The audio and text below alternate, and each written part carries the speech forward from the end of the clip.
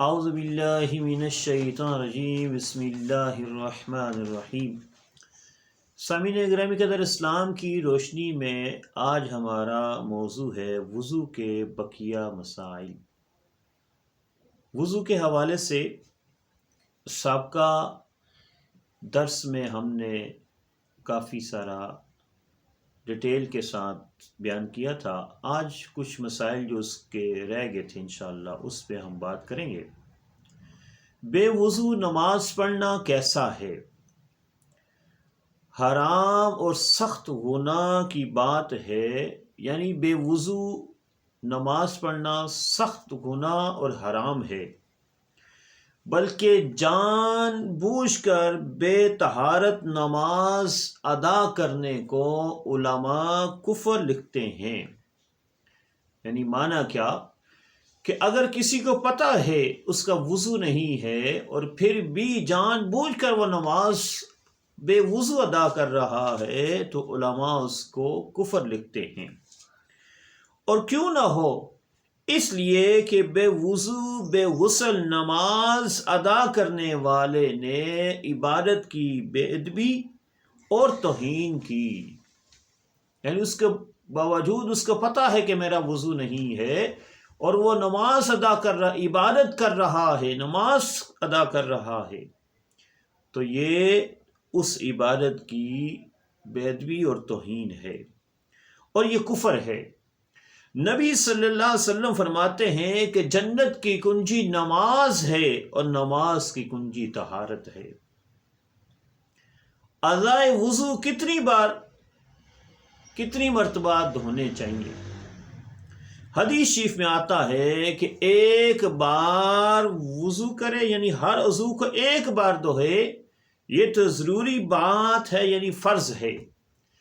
اور اگر دو بار دھوتا ہے تو اس کو دگنا ثواب ہے، اور اگر تین بار اپنے اعضاء کو دھوتا ہے تو فرمایا کہ یہ میرا اور اگلے نبیوں کا وضو ہے، یعنی سنت ہے۔ مسواک کرنا کیسا ہے اور اس کا طریقہ کیا ہے؟ وضو میں مسواک کرنا سنت موقدہ ہے۔ ہمارے پیارے آقا تو جہاں صلی اللہ علیہ وسلم نے فرمایا کہ جو نماز مسواک کر کے پڑھی جائے وہ اس نماز سے 70 حصے افضل ہے جو بے مسواک کے پڑھی گئی۔ سبحان اللہ، کہ کتنا چھوٹا اور آسان عمل ہے، لیکن ہم اکثر لوگ اس عمل سے دور ہیں کہ اگر مسواک کر کے نماز پڑھی جائے تو اس نماز کا زیادہ ثواب ہے، زیادہ فضیلت ہے۔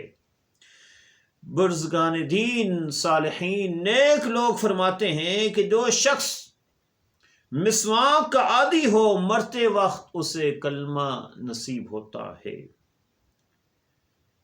اسے کلمہ نصیب ہوتا ہے۔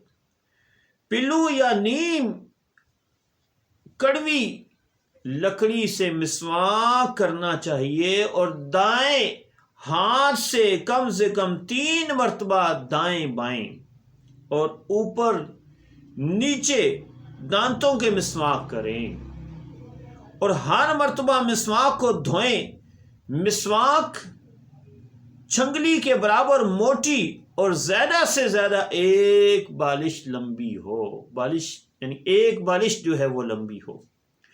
فارغ ہونے کے بعد مسواک دھو کر کھڑی کر دیں اور اس کے ریشے کی جانب اوپر ہو۔ مسواک سے منہ کی صفائی اور خدا کی رضا حاصل ہوتی ہے۔ اللہ تعالی ہمیں مسواک جیسی سنت پہ عمل کرنے کی توفیق نصیب فرمائے۔ زخم میں بار بار خون پونچھا جائے تو وضو رہتا ہے کہ نہیں رہتا؟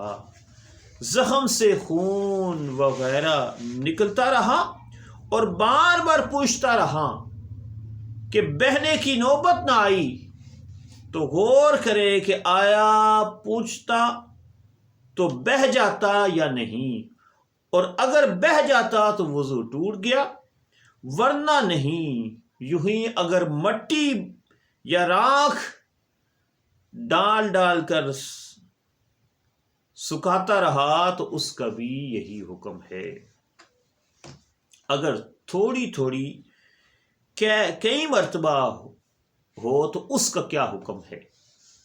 اگر تھوڑی تھوڑی چند بار آئی تو اس کا مجموعہ منہ بر ہے، تو اگر ایک ہی متلی سے ہے تو وضو ٹوٹ جائے گا، اور اگر متلی جاتی رہی پھر نئے سرے سے متلی شروع ہوئی تو کیا آئی، اور اگر دونوں مرتبہ کی جمع کی جائے تو منہ بر ہو جائے تو اس سے وضو نہیں جاتا۔ ساتھ ہی لکھتے ہیں کہ پھر اگر ایک ہی بیٹھک میں ہے تو وضو کر لینا بہتر ہے۔ منہ سے خون نکلے تو وضو ٹوٹے گا یا نہیں؟